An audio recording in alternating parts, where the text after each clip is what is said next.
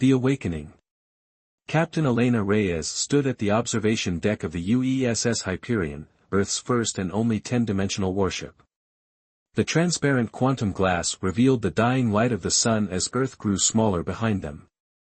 A bead of sweat trickled down her temple despite the climate-controlled environment. What they were attempting had never been done before, traveling not just through space, but through dimensional planes that human minds weren't meant to comprehend.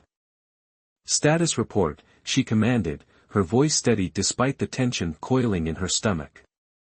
Lieutenant Commander Takashi appeared beside her, his dark eyes reflecting the holographic displays that hovered between them. "Dimensional drives operating at 87% efficiency, Captain. Paradox buffers holding steady. We'll be ready for the first dimensional shift in approximately 22 minutes. Elena nodded. "And the weapon systems?" "The causality cannons are primed, though we won't be able to test them until we reach dimensional stability. The quantum disruptors and probability missiles are in standby mode." He hesitated. "Dr. Karim wants to see you in the core chamber. Says it's urgent." Of course it was urgent. Everything was urgent when humanity's survival hung in the balance. The alien incursion had begun 3 years ago, not with ships or armies, but with subtle rifts in reality. Structures that shouldn't exist suddenly appeared on Earth, defying physics and sanity alike. People who ventured near them returned changed, or didn't return at all. Then came the dreams, billions reporting the same nightmares of incomprehensible beings and a vast darkness consuming everything. It had taken the combined efforts of every nation's scientific community to understand what was happening. Entities from higher dimensions were preparing our universe for colonization. They existed in planes of reality humans couldn't perceive, making conventional warfare impossible. Their basement, as military strategists had strangely come to call it, was a nexus point in the galactic core where their dimensional penetration was strongest. The Hyperion was humanity's desperate countermeasure, a vessel designed to operate across multiple dimensions, constructed with technology that shouldn't exist for another century. The paradox was intentional. They had built the ship using principles derived from examining the alien structures, creating a temporal loop that allowed them to use technology from humanity's potential future. Elena made her way through the ship's central corridor, the gravitational field adjusting subtly with each step. Crew members saluted as she passed, their faces betraying a mix of awe and terror. Everyone aboard knew this was likely a one-way mission. The core chamber doors parted with a soft hiss. Inside, Dr. Samira Karim stood before the pulsating heart of the ship, the dimensional core, a sphere of swirling energy that seemed to exist in multiple places simultaneously. "You wanted to see me, Doctor?" Elena asked. Samira didn't turn around immediately. When she did, Elena noticed the dark circles under her eyes had deepened. "I've been running additional simulations on our approach vector," she said, her voice hoarse. "There's something you need to see." The holographic display between them showed their planned route through the galaxy, but with strange distortions and probability clouds that hadn't been there in the previous briefing. "What am I looking at?" "Time distortion," Samira replied. "When we make the dimensional shift, we won't just be moving through higher spatial dimensions. We'll be traversing temporal planes as well." She pointed to a cluster of anomalies near the galactic core. "According to these readings, the alien basement isn't just a physical location, it's a temporal nexus. A meeting point across multiple timelines." Elena's mouth went dry. "Are you saying?" "Yes. The aliens aren't just coming from another dimension. They're coming from our future." Samira's eyes met Elena's. "A future where they've already won." A cold dread settled in Elena's stomach. "That changes nothing," she said after a moment. "Our mission remains the same. We destroy their point of entry, whatever it takes." Samira laughed, a brittle sound that echoed strangely in the chamber. "That's just it, Captain. I don't think we're going to destroy anything." She gestured toward the dimensional core. "This technology, the principles we've used to build this ship, they're not derived from studying alien technology. They're the precursors to it. Before Elena could respond, the ship's alarm blared through the chamber. Captain to the bridge, Takashi's voice came through the comm system. We're detecting dimensional fluctuations. Something's approaching. Elena locked eyes with Samira for one final moment. We'll continue this discussion later, she said, though both women knew there might not be a later. As Elena raced back to the bridge, the lighting throughout the ship shifted to combat status, a deep red that made shadows seem alive and writhing. The crew moved with practiced precision despite the fear evident in their movements. The bridge doors opened to reveal organized chaos. Officers called out readings from their stations while Takashi stood at the tactical display, his face grim. Report, Elena ordered, taking her position at the command station. Dimensional anomaly, 300,000 kilometers off our port bow, Takashi responded. It appeared out of nowhere, similar energy signature to the structures on Earth, but vastly larger. On screen. The main viewscreen shifted to show what appeared to be a tear in the fabric of space itself. Unlike the vacuum surrounding it, the rift shimmered with colors that hurt to look at directly, colors that shouldn't exist in our visual spectrum. Analysis? Elena asked, her voice tight. Science Officer Chen shook her head. It's not fully in our dimension, Captain. We're only seeing the shadow it casts in our reality. Based on energy readings, it could be a vessel, a weapon, or... She hesitated, a probe of some kind. Defensive posture. Power to shields. Arm probability missiles but hold fire. Elena's commands were met with immediate action, the ship's systems humming to higher alert status. The lights throughout the bridge flickered momentarily, and several crew members gasped as the tear in space seemed to reach toward them, extending tendrils of impossible geometry. It's scanning us, Chen reported, her voice shaking slightly. Our systems are experiencing temporal echoes. Elena gripped the arms of her command chair. What does that mean in practical terms, officer? It means, Captain, Chen replied, turning to face her with wide eyes, that whatever's on the other side of that rift is simultaneously detecting our past, present, and potential futures. The ship shuddered violently, throwing several crew members from their stations. Warning lights flashed across multiple consoles. Direct hit to our temporal buffers, Takashi called out. They're targeting our dimensional drive system specifically. One more hit like that and we'll be locked in conventional spacetime. Elena made her decision in an instant. Tactical, lock causality cannons on that rift. Fire when ready. But Captain, Chen protested, we haven't tested the weapons in actual combat conditions. The energy backlash could. That's an order, officer, Elena cut her off. If we can't dimension shift, this mission is over before it begins. Takashi's fingers flew over the tactical controls. Causality cannons locked. Firing. The ship vibrated as streams of blue-white energy erupted from its forward array, twisting in ways that defied physical understanding before striking the dimensional rift. For a moment, nothing seemed to happen. Then, like a balloon bursting in slow motion, the rift collapsed in on itself with a silent flash that momentarily blinded everyone on the bridge. As vision returned, a stunned silence fell across the bridge. Where the rift had been, empty space now stretched before them, peaceful and unthreatening. Did we destroy it? Someone whispered. Elena was about to respond when Dr. Karim's voice came through the comm, filled with urgency. Captain, you need to see this. The dimensional core, it's changing. Before Elena could acknowledge, the entire ship lurched sideways, as though grabbed by an invisible hand. Alarm klaxons wailed throughout the vessel. Multiple dimensional fractures forming around the ship. Chen shouted over the noise. Something's pulling us through. All hands, brace for dimensional shift. Elena commanded, even as the stars outside began to stretch and distort. The view screen filled with impossible colors and shapes as reality itself seemed to tear around them. The last thing Elena saw before consciousness slipped away was her own reflection in the darkening view screen, but her reflection wasn't wearing a captain's uniform. It wore something else entirely, something that resembled the biomechanical growths found on the alien structures back on Earth. As darkness claimed her, a single thought echoed in her mind: what if we're not stopping the invasion? What if we're starting it? Dimensional drift.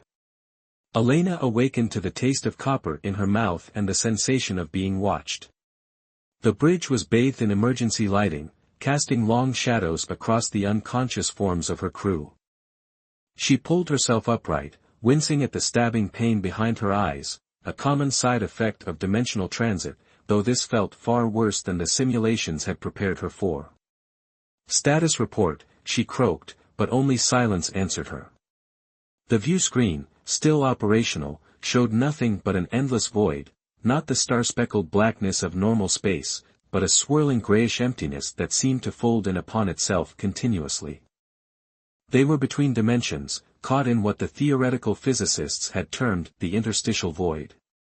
Elena staggered to the nearest console, checking life signs of the crew. All alive, thankfully, just unconscious. She activated the emergency revival protocol, sending stimulants through the atmospheric system. Within moments, crew members began to stir. Takashi was the first to fully regain consciousness, immediately checking the tactical systems. "Weapons are offline," he reported, his voice thick. "Shields at 42% and fluctuating. Navigation." He paused, frowning. Navigation shows multiple contradictory positions. According to these readings, we're simultaneously near Saturn, approaching the galactic core, and... His voice faltered, inside Earth's moon. "Dimensional drift," came Samira's voice as she entered the bridge, a trickle of blood running from her nose. "Our position is smeared across multiple dimensional planes. We need to stabilize or we'll be torn apart at the quantum level." "The core?" Elena asked. "Stable, surprisingly. But changed." Samira's eyes held a haunted look. "It's evolving, Captain. The energy patterns are reconfiguring themselves in ways I can't explain with our current understanding of physics." Before Elena could respond, Officer Chen called out from her station. "Captain, I'm detecting something out there.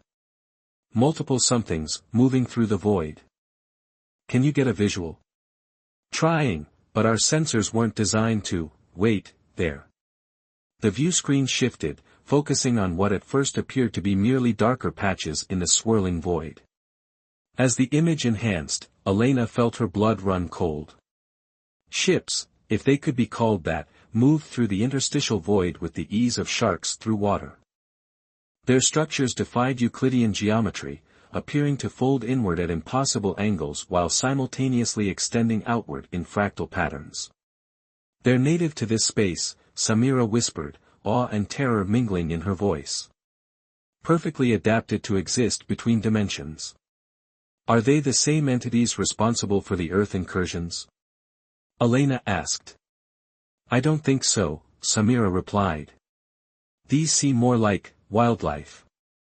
The dimensional equivalent of deep-sea creatures. The Earth incursions show signs of intelligence, purpose." Takashi's console emitted a warning tone. "They've noticed us.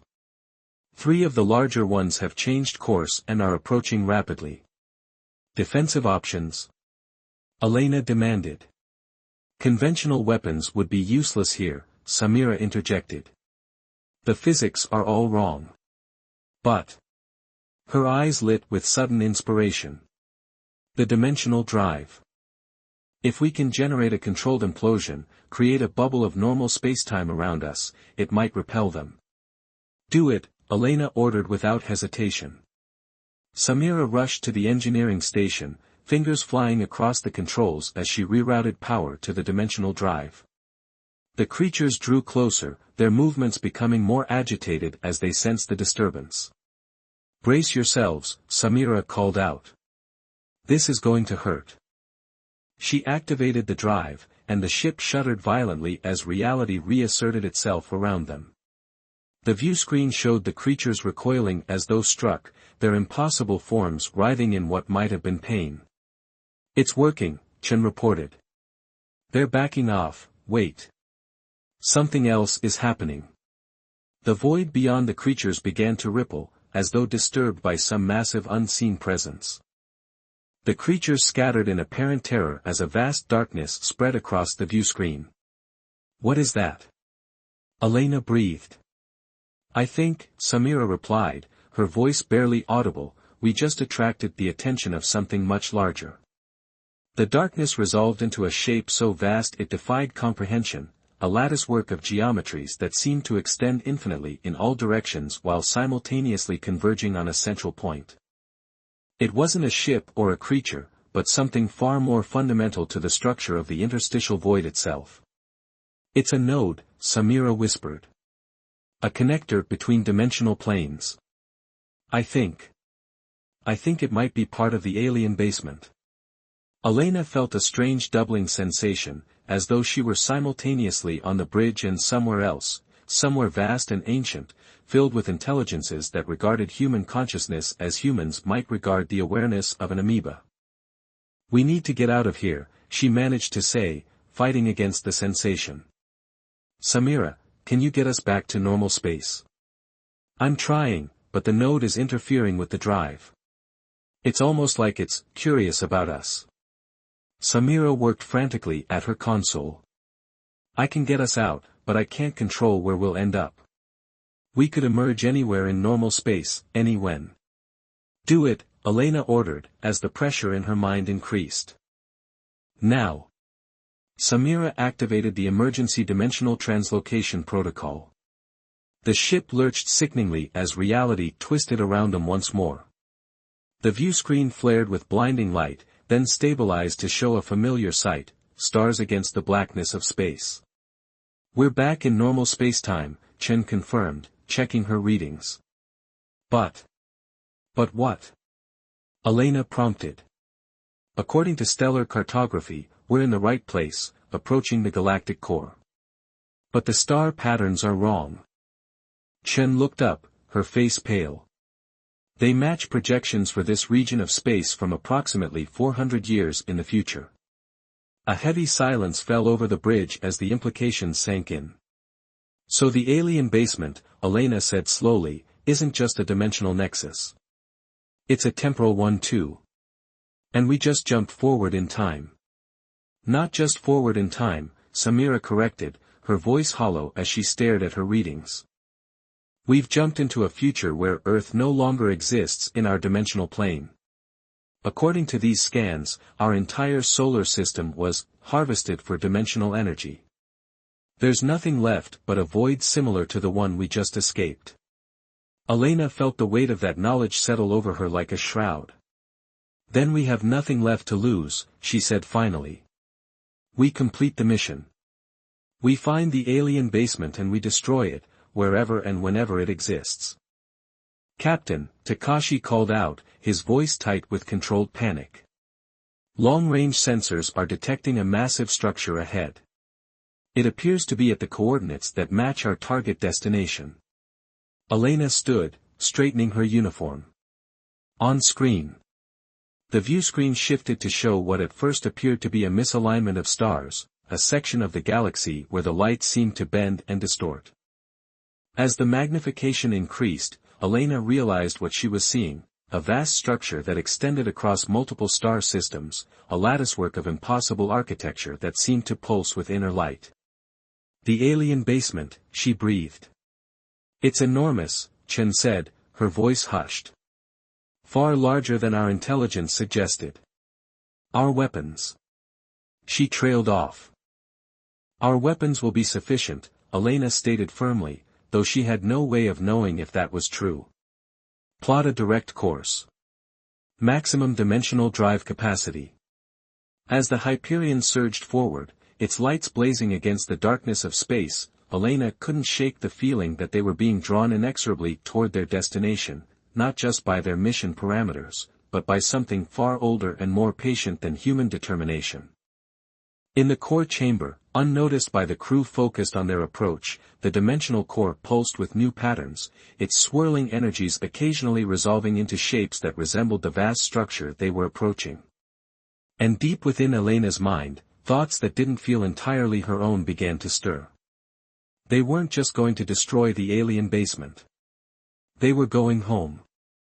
Echoes of infinity. The Hyperion cut through space like a blade of light, its dimensional drives leaving ripples in reality that would take centuries to settle. In the ship's mess hall, far from the tense atmosphere of the bridge, Specialist Marcus Webb stared out the viewport at the distorted stars. As the ship's linguist and xenocommunication expert, he'd been brought along on the unlikely chance they might establish contact with the dimensional entities, a task that seemed increasingly impossible as the mission progressed. Contemplating the void, a voice asked, interrupting his thoughts. Marcus turned to find Dr. Elena Chen standing beside him, a steaming cup in her hands. No relation to Science Officer Chen, Elena Chen was the ship's chief psychologist, responsible for monitoring the crew's mental state during their exposure to dimensional phenomena. Just wondering if we're still human, Marcus replied, turning back to the viewport. After everything we've seen, everything we've experienced, can we ever go back to thinking in 3 dimensions? To perceiving time as linear? Dr. Chen sipped her tea thoughtfully. The mind is remarkably adaptable. But you're right to be concerned. The dimensional exposure is affecting everyone, though some more than others. The captain? Marcus asked, though he already suspected the answer. I've recommended she be relieved of duty, Dr. Chen admitted quietly. Her neural scans show patterns I've never seen before. It's as if parts of her consciousness are operating in dimensional planes we can't access. A chill ran down Marcus's spine. Have you told Commander Takashi? He already knows. But with the alien basement less than 6 hours away at our current velocity, he's reluctant to disrupt the chain of command. She looked at him intently. You've been working with the communication data recovered from the void encounter. Have you found anything useful? Marcus hesitated. As the ship's senior xenolinguist, he'd been analyzing the quantum fluctuations emitted by the node they'd encountered, fluctuations that Samira theorized might be a form of communication. What he'd discovered had kept him awake for 3 straight days. It's not a language, not exactly, he finally said. It's more like code. The kind that rewrites the operating system it runs on. Dr. Chen's eyes widened. You think they're trying to reprogram our reality? I think they already have, Marcus replied grimly. The patterns suggest cyclical adjustments to dimensional constants, subtle changes that would cascade through all levels of reality. And based on the frequency shifts, this has been happening for billions of years. Before Dr. Chen could respond, the ship-wide comm system activated with Captain Reyes's voice. All senior staff to the briefing room immediately. Specialist Webb, your presence is specifically requested. Marcus exchanged a worried glance with Dr. Chen before they hurried from the mess hall. The briefing room was already filled with tension when they arrived. Captain Reyes stood at the head of the table, her posture rigid, eyes fever-bright. Commander Takashi sat to her right, his expression carefully neutral. Dr. Karim paced along the far wall, muttering calculations under her breath. Now that we're all here, the captain began without preamble, Dr. Karim will share what she's discovered about our target. Samira stopped pacing and activated the holographic display in the center of the table. A 3-dimensional representation of the alien basement appeared, a structure so complex that parts of it seemed to fade in and out of visibility as the human mind struggled to comprehend its geometry. What we're seeing is only a shadow, Samira explained, her voice tight with suppressed excitement or fear, it was hard to tell which. The true structure exists across at least 7-dimensional planes simultaneously. But I've managed to identify what appears to be a central nexus point. She manipulated the display, zooming in on a region that pulsed with concentrated energy. This is where the dimensional planes intersect most strongly. If we're going to strike at the heart of their operation, this is our target. What about defenses? Takashi asked. Unknown, Samira admitted. Our sensors can barely penetrate the outer layers of the structure. But based on what we encountered in the void, we should expect resistance. Not resistance, Captain Reyes interjected, her voice strangely distant. Curiosity. They don't fear us. They're intrigued. All eyes turned to her, and Marcus noticed the subtle shift in her speech patterns, the slight hesitation before certain words, as if she were translating concepts that existed outside of human language. Captain, Dr. Chen said carefully, perhaps you should let Commander Takashi handle the tactical approach. You've been under significant dimensional stress. I'm fine, Doctor, Reyes replied, though her gaze seemed focused on something beyond the room. Better than fine. I'm beginning to understand. Understand what, Captain? Marcus asked, unable to contain his professional curiosity. Reyes turned to him, and for a moment, Marcus could have sworn her eyes contained geometries that shouldn't exist within a human iris. Their purpose, she said simply. Why they're here. Why they've always been here. She gestured to the holographic display. This isn't a weapon or an invasion force. It's a seed. A seed for what? Takashi demanded. For reality itself, Reyes replied. Our universe is dying, Commander. Not now, but eventually.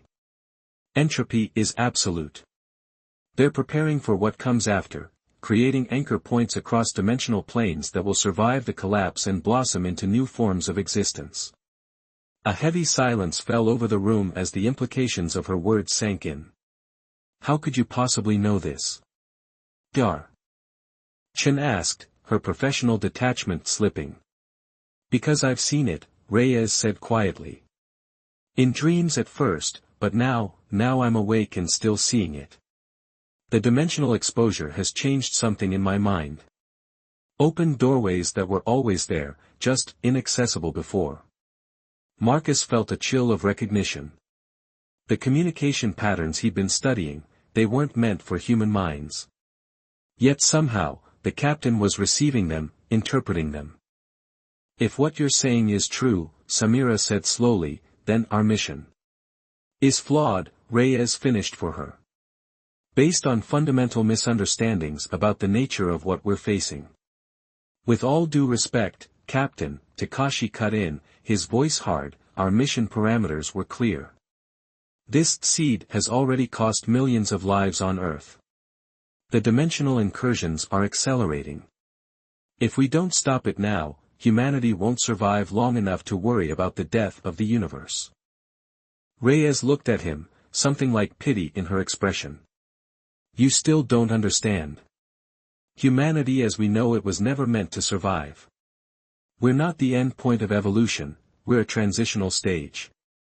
Marcus watched as Dr. Chen subtly pressed a button on her wrist device, a medical override that should have immediately relieved the captain of duty and administered a sedative through her uniform's medical interface. Nothing happened. Reyes smiled faintly. Those systems don't work on me anymore, Doctor.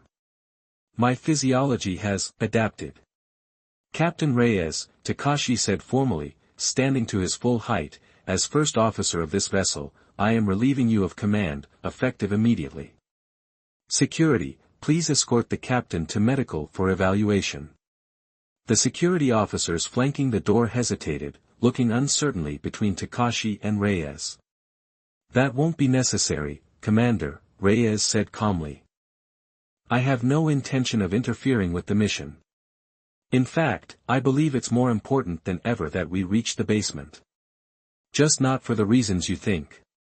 She turned to the holographic display, manipulating it with gestures that seemed to bend light in unnatural ways. The image of the alien structure shifted, revealing new layers of complexity. There, she said, pointing to a pulsing node deep within the structure. That's where we need to go. Not to destroy, but to understand. To communicate. And if we choose to maintain our original mission parameters? Takashi asked, his hand hovering near his sidearm. Reyes looked at him with genuine sadness. Then you'll fail, Commander. The weapons we've brought can't destroy what exists across multiple dimensions simultaneously. You'd only damage a small portion before the structure self-repairs. Marcus found himself believing her, not just because of the confidence in her voice, but because it aligned with everything his analysis of the communication patterns had suggested. I have a compromise, he suggested, drawing surprised looks from around the table. We approach as planned, but instead of immediately attacking, we attempt communication using the patterns I've been analyzing. If we can establish some form of dialogue, maybe we can negotiate a solution that doesn't involve either our extinction or abandoning the mission entirely. Takashi considered this for a long moment, his expression grave. Dr. Karim, is it possible to maintain our weapon systems in standby while attempting this communication? Samira nodded slowly. Yes, though we'd need to divert power from the dimensional shields. It would leave us more vulnerable if things go wrong. They won't, Reyes said with absolute certainty. You can't know that, Dr. Chen objected. But I do, Reyes replied simply. Because I've already seen what happens next. All of this has happened before. All of this will happen again. She looked around the table, meeting each person's eyes. We're caught in a temporal loop, one that's about to break open into something new. A shudder ran through the ship, cutting off further discussion.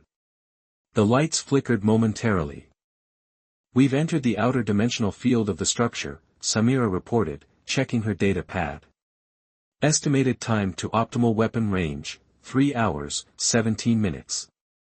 Then we have 3 hours to prepare our attempt at communication, Takashi decided. Specialist Webb, you'll work with Dr. Karim to configure our communication array. Dr. Chen, continue monitoring the crew for dimensional exposure symptoms. He turned to Reyes, his expression softening slightly. Captain. Your insights may prove valuable, but I cannot in good conscience return command to you in your current state. Reyes inclined her head in acceptance. I understand, Commander. Though soon, I think we'll all be beyond such concerns as chain of command. As the meeting broke up, Marcus found himself walking alongside Captain Reyes in the corridor. The patterns I've been studying, he said quietly, they're changing you, aren't they? Not changing, she corrected. Completing. There's a reason the Hyperion was built the way it was, with technology from humanity's potential future. A reason I was chosen to command it. She stopped, turning to face him fully. The aliens didn't invade our reality, Marcus. We invaded theirs. And now we're bringing their technology right to their doorstep. The ship, Marcus realized with dawning horror. It's not a weapon against them. It's a gift from us to them. Reyes smiled, and in that smile, Marcus saw the future of humanity, a future that transcended the limitations of three-dimensional existence, of linear time, of individual consciousness. A future both terrifying and magnificent in its alienness. Now you're beginning to understand, she said. The real question isn't whether we'll complete our mission. It's what we'll become when we do. Convergence point. When the alarms began to sound throughout the Hyperion, Commander Takashi was alone in the captain's ready room, reviewing the final approach vectors to the alien basement. The shrill warning tone pulled him from his concentration, and he slapped the comm panel on the desk. Bridge, report. Science Officer Chen's voice came through, tight with controlled panic. Multiple dimensional fractures forming around the ship, Commander. Something scanning us, penetrating all our defensive systems as if they weren't even there. On my way, Takashi replied, already moving toward the door. It remained shut despite his approach, the access panel beside it dark and unresponsive. Bridge, the ready room door is malfunctioning. Override, authorization Takashi Alpha 7. No response came from the comm panel. Instead, the air in the center of the room began to shimmer, coalescing into a shape that defied easy description, a three-dimensional shadow of something existing primarily in other dimensions. Takashi drew his phase pistol, though he doubted it would have any effect on whatever was manifesting before him. "Identify yourself," he demanded, his voice steady despite the fear coursing through him. The shape stabilized into something vaguely humanoid, though its proportions were wrong, limbs too long, joints bending in impossible directions. Its face, if it could be called that, was a smooth blank surface with occasional ripples passing across it like water disturbed by unseen currents. "You recognize me, Commander," a voice said, not from the figure, but seemingly from the air around it. A voice he knew all too well. "Captain Reyes?" Takashi whispered, his pistol lowering slightly. The figure's blank face rippled more intensely, and for a moment, Takashi caught a glimpse of Elena Reyes's features before they dissolved back into smoothness. In a manner of speaking, the entity replied. "What you see is a translation, an interface between your understanding and what I have become. What have you done with the real Captain Reyes?" Takashi demanded, raising his weapon again. "I am Elena Reyes," the entity insisted. "Or rather, I am what Elena Reyes was always meant to become. The dimensional exposure didn't change me, it completed me, as it was designed to do from the beginning." Takashi's mind raced. "The ship," he said, realization dawning. "The technology we used to build it. It wasn't just derived from studying the alien structures, it was meant to transform the crew." "To transform you." "Not the entire crew," the entity corrected. "Just those with the specific genetic markers that make dimensional transcendence possible. I was selected for this mission because I carry those markers. As do you, Commander." A chill ran through Takashi's body. "What do you want?" "To show you what comes next," the entity replied simply. "We are approaching the convergence point, the nexus where all possible futures of humanity intersect. I need you to understand what's at stake before you make your final decision." Before Takashi could respond, the ready room dissolved around him. He found himself floating in what appeared to be open space, but the stars were wrong, too bright, too numerous, arranged in patterns that no human astronomer would recognize. "Where am I?" he gasped, surprised he could speak in what should have been vacuum. "Everywhere and nowhere," the entity that had been Elena Reyes answered, its form now massive and diffuse around him. "This is the interstitial void as it truly appears when perceived properly, not as empty space between dimensions, but as the connective tissue that binds reality together." The void shifted, and suddenly Takashi was looking at Earth, but not as he had last seen it. This Earth was surrounded by structures that resembled the alien basement, though more integrated, more harmonious with the planet beneath. "This is one possible future," the entity explained. "Humanity transcended, evolved beyond physical limitation. The dimensional entities don't want to destroy humanity, they want to elevate it. To help it survive the coming collapse of the universe." The image shifted again, showing a different Earth, this one dark, its oceans boiled away, its surface cracked and lifeless. "And this is the future if we succeed in our mission as originally conceived. The dimensional entities withdraw, but without their intervention, humanity fails to transcend in time. When the heat death of the universe begins, there is nothing left of Earth or its people. Transcendence." 5 figures sat around a conference table, their faces illuminated by the soft blue glow of the holographic display hovering above its center. Commander Takashi studied each of them in turn, Dr. Kareem, her brilliant mind visibly racing behind her tired eyes, Science Officer Chen, who maintained a facade of professional detachment despite the tremor in her hands, Dr. Chen, no relation, the ship's psychologist, whose training had never prepared her for evaluating minds expanding beyond human parameters, and Specialist Webb, whose expertise in xenocommunication had suddenly become the most valuable skill aboard. "We have very little time," Takashi began, "so I'll be direct. Captain Reyes, or whatever she has become, has presented us with a choice that will impact not just this mission, but potentially the future of humanity itself." He gestured to the holographic display, which showed their current position relative to the vast alien structure. "Option 1, we proceed as originally planned. We use the causality canons to strike at what we believe is the central nexus of the structure.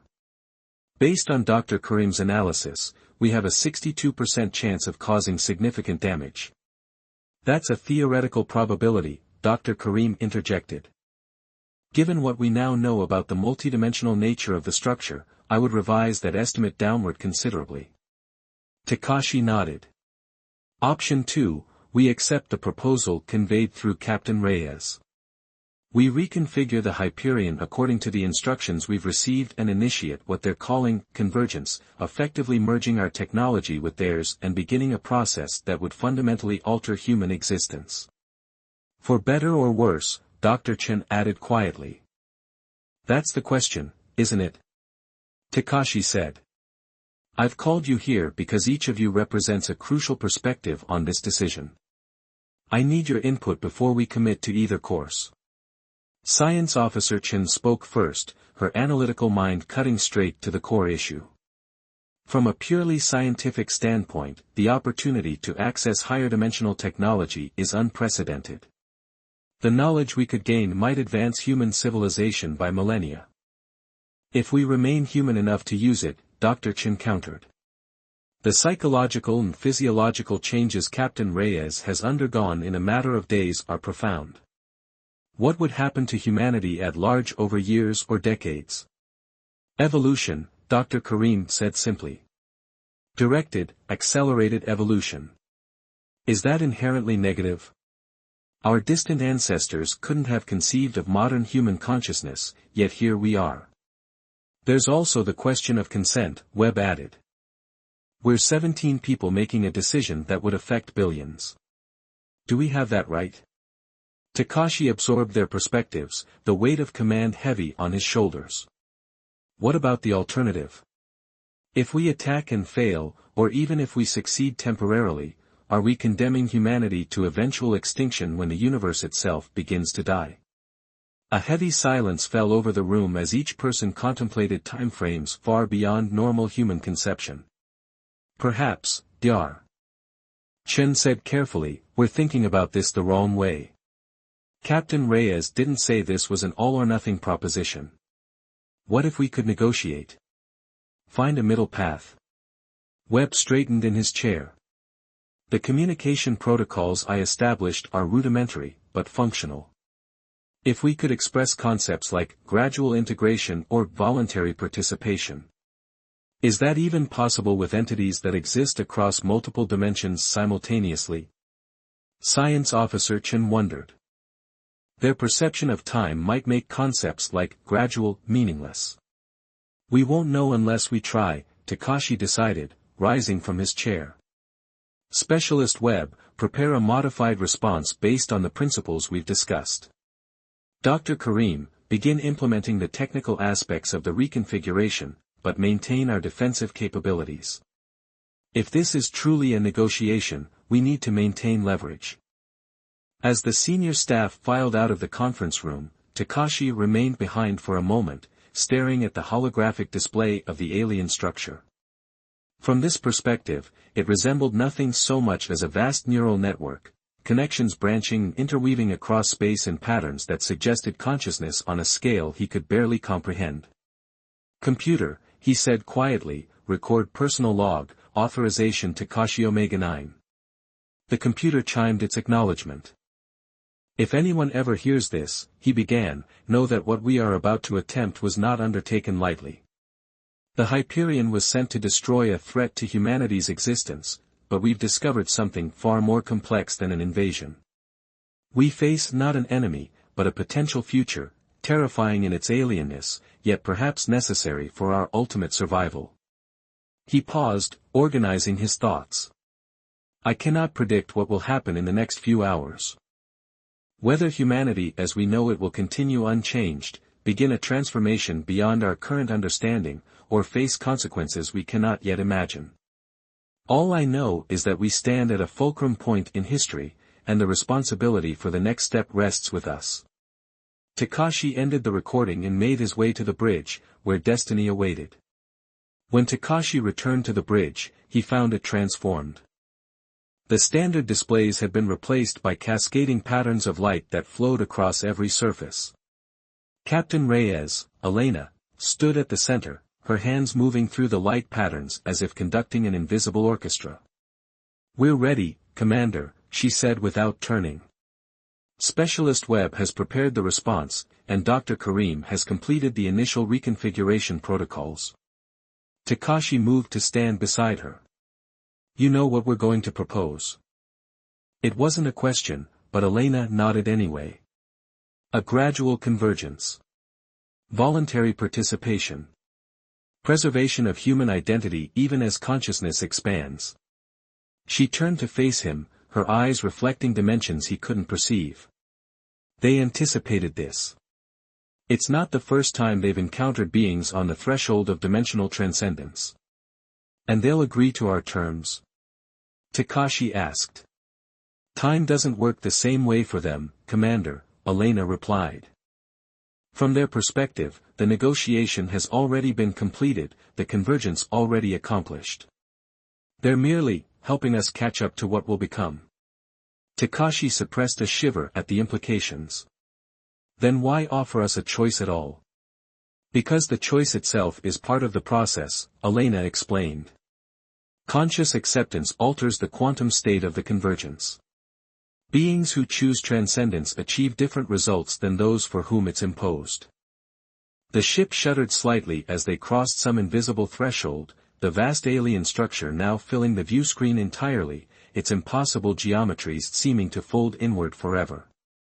"We've reached optimal range," Science Officer Chen reported.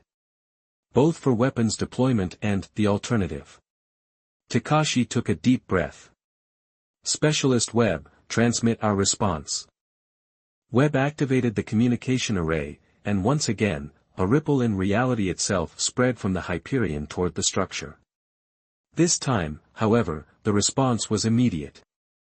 The patterns of light throughout the bridge intensified, seeming to connect with similar patterns now visible within the structure itself. "They've accepted our proposal," Elena said, a smile of profound peace spreading across her face. "The convergence will be gradual, guided, voluntary." "How do we begin?"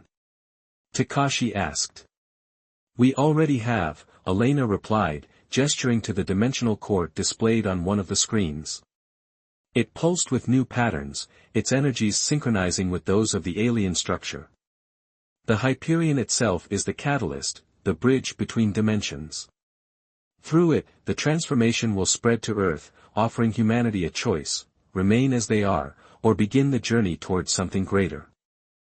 The bridge crew watched in wonder as the first visible signs of the convergence manifested, tendrils of energy extending from both the ship and the structure, meeting in the space between. Where they touched, reality itself seemed to shimmer and shift, creating something new from the intersection. "It's beautiful," Dr. Karim whispered, tears streaming down her face as she watched mathematical impossibilities resolve into new forms of order. "What happens to us?" Takashi asked quietly. "To the crew of the Hyperion?" Elena turned to him, extending her hand. "We become the first. The pioneers who walked between worlds and returned to show others the way. If you're willing." Takashi looked around the bridge, at the faces of his crew, no longer showing fear, but wonder and determination. They had come expecting to fight for humanity's survival and found instead its potential rebirth.